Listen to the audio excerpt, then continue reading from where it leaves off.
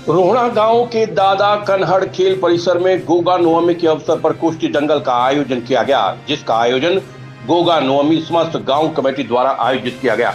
प्रतियोगिता में दिल्ली, हरियाणा, पंजाब, उत्तर प्रदेश से पहलवानों ने पहुंचकर अपने दांव पेच दिखाए। प्रतियोगिता में प्रथम स्थान प्राप्त करने वाले पहलवान को 71,000, द्वितीय स्थान प्राप्त करने वाले पहलवान को 31,000 और तृतीय स्थान प्राप्त करने वाले पहलवान को 21,000 रुपए देकर सम्मानित किया गया। प्रतियोगिता में 11,000 रुपए की 10, 5100 रुपए की 12, 3100 रुपए की 15, 2100 रुपए की 35 और 1100 रुपए की 35 कुश्तियां कराई गई। प्रतियोगिता में पहुंचने वाली कॉमनवेल्थ खेलों में 3 स्वर्ण पदक प्राप्त करने वाली महिला खिलाड़ी विनेश फोगाट को नकद राशि और स्मृति चिन्ह देकर सम्मानित किया गया। पहले नंबर की कुश्ती विशाल मटिंडू और नीरू पानीपत के बीच में करवाई गई, जिसमें विशाल मटिंडू ने कुश्ती जीतकर प्रथम स्थान प्राप्त किया। पहलवान विशाल को आयोजकों द्वारा 71,000 रुपए की नकद राशि देकर सम्मानित किया गया। दूसरे नंबर की 3 कुश्तियां करवाई गईं, जो सचिन किडोली और सोमवीर सोनीपत, विनय किडोली और रोहित लाडपुर, नीरू खेड़ी गुर्जर और साहिल सुडाना के बीच करवाई गई। इस प्रतियोगिता में सचिन किडोली, विनय किडोली, नीरू खेड़ी गुर्जर ने जीत दर्ज की। प्रत्येक विजेता पहलवान को 31,000 रुपए की राशि देकर सम्मानित किया गया। तीसरे नंबर की 3 कुश्तियां करवाई गई, जो दीपक ITBP और राजकुमार तिसाना, जोगिंदर अश्विनी अखाड़ा और शुभम लाडपुर, प्रदीप मेहर सिंह अखाड़ा रोहतक और मोनू छत्रसाल स्टेडियम दिल्ली के बीच करवाई गई। इस प्रतियोगिता में दीपक ITBP, जोगिंदर अश्विनी अखाड़ा, प्रदीप मेहर सिंह अखाड़ा रोहतक ने कुश्ती जीती। प्रत्येक विजेता पहलवान को 21,000 रुपए नकद राशि देकर सम्मानित किया गया। इस प्रतियोगिता में निर्णायक की भूमिका कोच काला मांडोटी, प्रवीण दहिया, जगदीश अश्वनी दहिया, करण सिंह, जयवीर द्वारा निभाई गई। ये प्रतियोगिता बाबा भोला दास की देखरेख में करवाई गई। इस मौके पर अमरजीत पहलवान, पूर्व सरपंच संजय रोना, गांव प्रधान देवेंद्र उर्फ पप्पी, वेद पहलवान, रोहतास दहिया, मास्टर टिल्लू, देशपाल, हरीश पहलवान, पल्ले पहलवान, सच भोला, पूर्व DSP अनूप सिंह और अन्य गणमान्य व्यक्ति मौजूद रहे। निशांत पाराशर की रिपोर्ट। रविवार को निजामपुर खुर्द के ग्रामीणों ने गलियों से पानी निकासी न होने पर रोष प्रदर्शन करते हुए प्रशासन के खिलाफ नारेबाजी की। ग्रामीण हंसराज राणा, राजवीर सिंह, नफे सिंह, अजय राणा, रणधीर, सतीश शर्मा, केला, राजबाला, धनवती, संगीता, बबीता, शीला, संतोष और अन्य ने बताया कि लंबे समय से उनके गांव की गलियों में पानी जमा है, जिसके कारण ग्रामीण काफी दुखी हो चुके हैं। उन्होंने इस बारे में मुख्यमंत्री, सांसद, प्रशासनिक अधिकारी और विभाग के अधिकारियों को समस्या के समाधान के लिए अवगत करवाया जा चुका है, लेकिन उनकी समस्या का अभी तक निदान नहीं हुआ है। जहां गलियों में पानी निकासी न होने के कारण कीचड़ जमा हो गया है, जिसके कारण स्कूल में जाने वाले बच्चों, पानी लेने वाली महिलाओं और अन्य लोगों को भारी परेशानी का सामना करना पड़ रहा है। ग्रामीणों ने मांग की है कि प्रशासन द्वारा उनकी समस्या को दूर करके सुविधा प्रदान की जाए। मैं गाँव निजामपुर खुर्द की रहने वाली हूँ, गड्डी कुंडल, जिला सोनीपत। और हमारे गांव में गंदगी है, जिसकी कोई सुनवाई नहीं कर रहा है। हमने सबसे बोल दिया है, फिर भी कहते हैं कि हम करेंगे, मगर इसका कोई सुधार नहीं होता। सभी यहाँ पे जो भी बच्चे हैं, बुजुर्ग हैं, बीमार है, मच्छर पैदा होते हैं गंदगी में। यहाँ पे हम अब की बार उसको वोट देंगे जो इसका सुधार करेंगे, वरना हम किसी को वोट नहीं देंगे। 15-20 बार ग्रीवेंस कर चुका हूँ, माननीय मुख्यमंत्री को लिखा और सांसद रमेश कौशिक को यहाँ गाँव में दी और मोहन बड़ोलिया को लिख कर दिया, मीना निर्वाल को लिख कर दिया। और इस बारे में मैं 5-4 साल से ये प्रयास कर रहा हूँ, लेकिन कोई सरकार इसके बारे में ध्यान नहीं दे रही। तो मेरी ये है, सरपंचों ने जानबूझ के ये प्रोग्राम करा है। ये वोट लेने आ जाते हैं सरपंच, बाकी गांव के विषय में नहीं सोचते। इतना भ्रष्टाचार मचा रखे हैं सरपंचों ने बहुत ज़्यादा। तो मेरी सरकार से प्रार्थना है, या तो शीघ्र जाना, मैं हम किसी गाँव में ये हरिजन वाल्मीकि कॉलोनी जो है, किसी भी नेता को यहाँ घुसने नहीं देगी, ना आने देंगे। और हमारी खट्टर साहब से प्रार्थना है कि इसको अति शीघ्र इस गाँव के पानी की निकासी करवाई जाए, महामारी बीमारी से गाँव को रोका जाए। निशांत पाराशर की रिपोर्ट।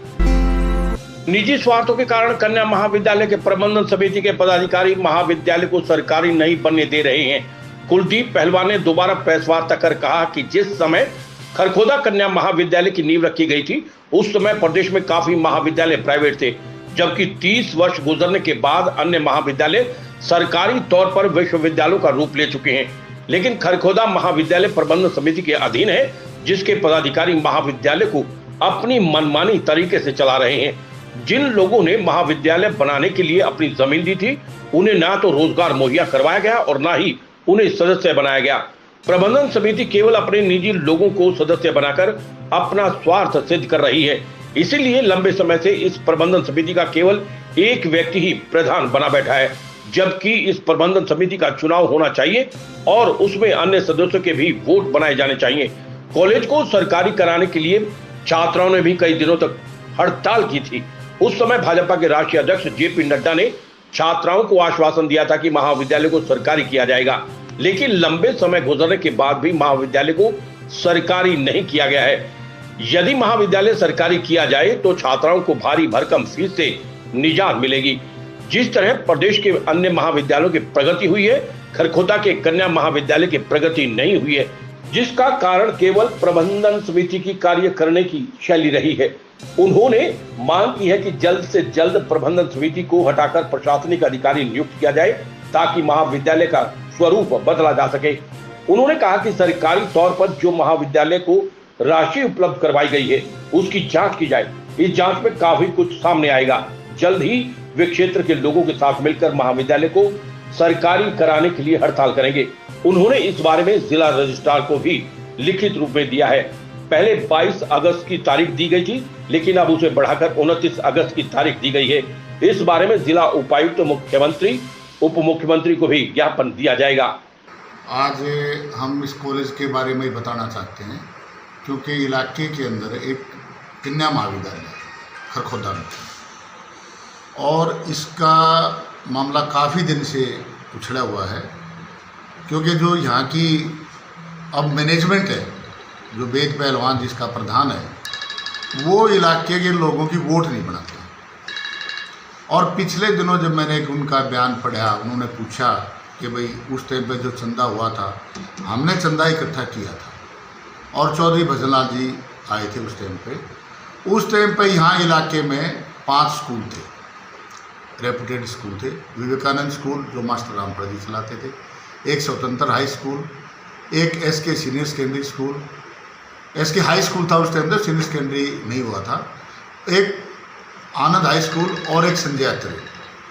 तो उस टाइम पे जब कॉलेज बनाने की बात हुई थी तो ये कहा गया था कि भाई जो अपनी संस्थाएं चला रहे हैं उनको मेंबर नहीं बनाया जाएगा, और ये कॉलेज गवर्नमेंट का कॉलेज होगा, और गवर्नमेंट के कॉलेज के लिए कह करके ही चंदा लिया गया था। और उन लोगों से ज़मीन भी इसलिए ली गई थी कि भाई आपको जब ये गवर्नमेंट कॉलेज बनेगा आपके परिवारों को रोजगार भी मिलेगा, और ये ज़मीन जो है कन्या महाविद्यालय के नाम होगी। लेकिन उसके बाद ऐसी मैनेजमेंट आई कि इसमें ना तो किसी को मेंबर बनाते, ना ये गवर्नमेंट को देते।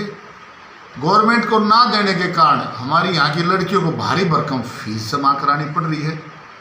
गवर्नमेंट में नहीं दिया गया, ना इसके मेंबर बढ़ाए गए। इस मैनेजमेंट ने इलाके का बहुत बड़ा नुकसान किया।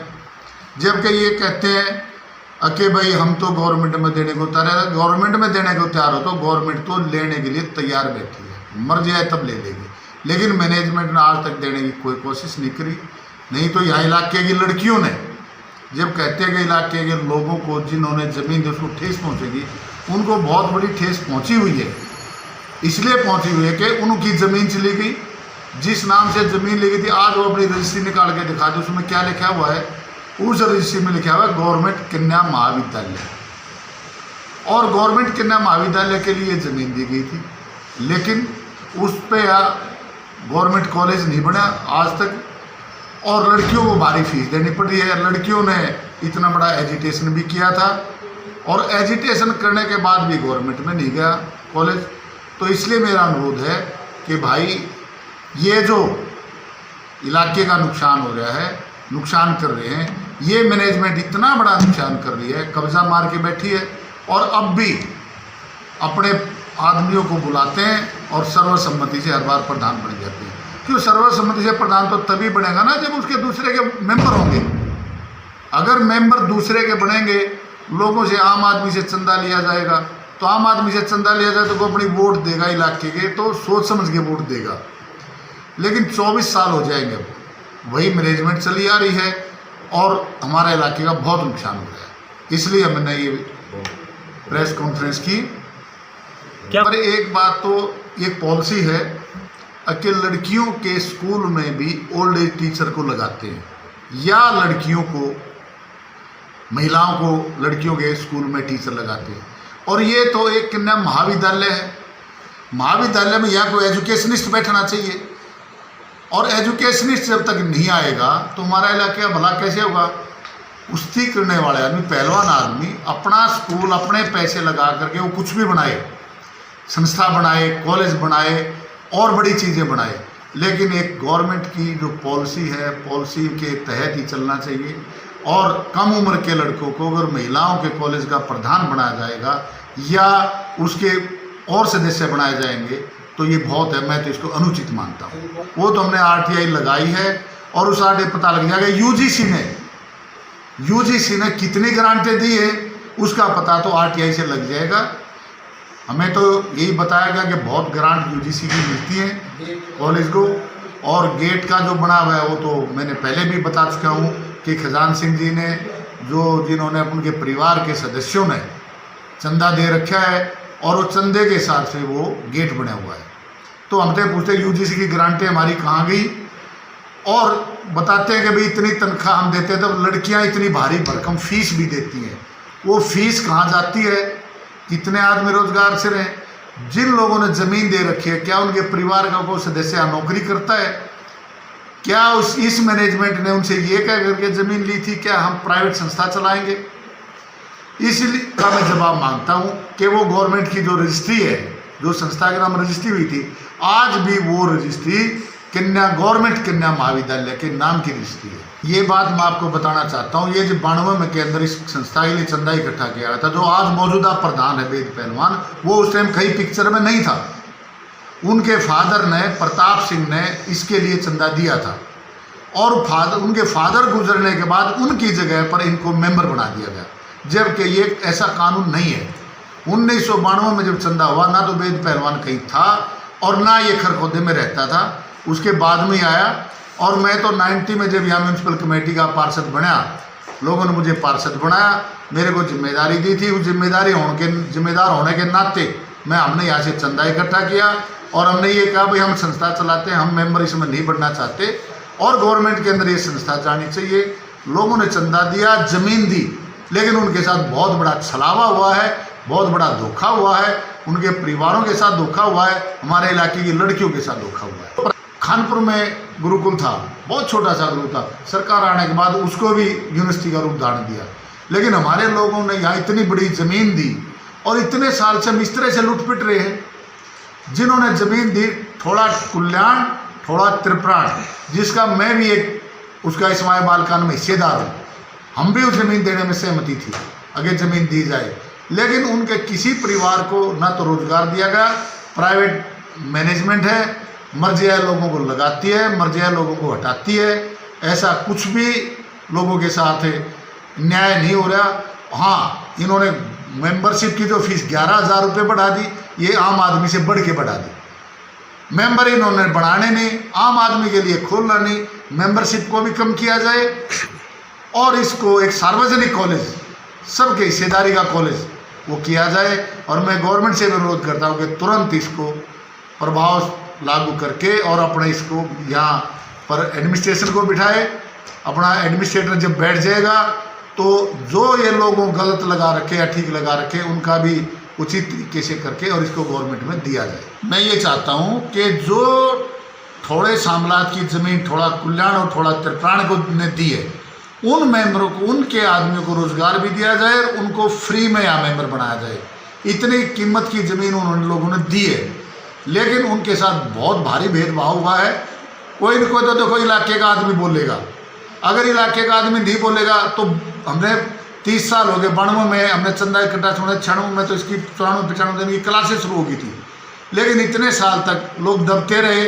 हमारे को कहते रहे कि आप लोग अपनी संस्था चला रहे हैं, हम अपनी संस्था चला रहे हैं, ये लोग भी अपनी, अब की जो मैनेजमेंट है वो भी अपनी संस्था चला रही है। इसलिए ऐसे आदमियों को हटाया जाए और यहाँ किसी एजुकेशनिस्ट को प्रधान बनाया जाए और अदरवाइज इसको गवर्नमेंट अपने हाथ देखो। एडमिनिस्ट्रेटर बिठाया जाए। और लोग, हमारी 22 तारीख लगी थी, पहले जो हमने रजिस्ट्रार को एप्लीकेशन दी थी, प्रधानमंत्री मोदी जी का प्रोग्राम होने की वजह से ये प्रोग्राम हमारा 29 तारीख की हमारे को डेट मिली है। अब 29 तारीख को रजिस्ट्रार के यहाँ सुनवाई। अगर हमारी बात रजिस्ट्रार के यहाँ नहीं मानी जाती, अगर वो उचित निर्णय नहीं लेते, वो भी मैनेजमेंट के दबाव में आकर उचित निर्णय लेते, तो हम यहाँ पर धरना भी देंगे और पूरा प्रदर्शन करेंगे। सरकार से अनुरोध करेंगे, एसडीएम को भी, डीसी को भी, सीएम को भी ज्ञापन देंगे कि हमारे इस कॉलेज को सरकारी कॉलेज किया जाए। जिस टाइम कन्या महाविद्यालय की नींव रखी गई, उससे पहले जो मैनेजमेंट बनी, उस मैनेजमेंट को रजिस्टर कराने वाला मैं खुद हूँ। चंडीगढ़, क्योंकि इस संस्था के कागज़ अधूरे थे, मैंने नियम के अनुसार इनके कागज़ पूरे करवाए और मैं खुद चंडीगढ़ जा कर के और इस संस्था को रजिस्टर्ड करवा के लाया। फिर भी मेरे को इस संस्था में मेंबर नहीं बनाया गया, केवल ये इस कारण कि आप अपनी संस्था चला रहे हैं, इसलिए आप सहयोग कर सकते हैं, इसमें आपको कार्यकारिणी में नहीं लिया जाएगा। ये वर्बली फैसला था पूरे गांव की पंचायत का। चाहते हैं कि पहले तो कन्या कॉलेज को सरकारी किया जाए। सरकार से अनुरोध है कि इतनी भारी फीस आम लड़की नहीं भर सकती, इसको सरकारी किया जाए।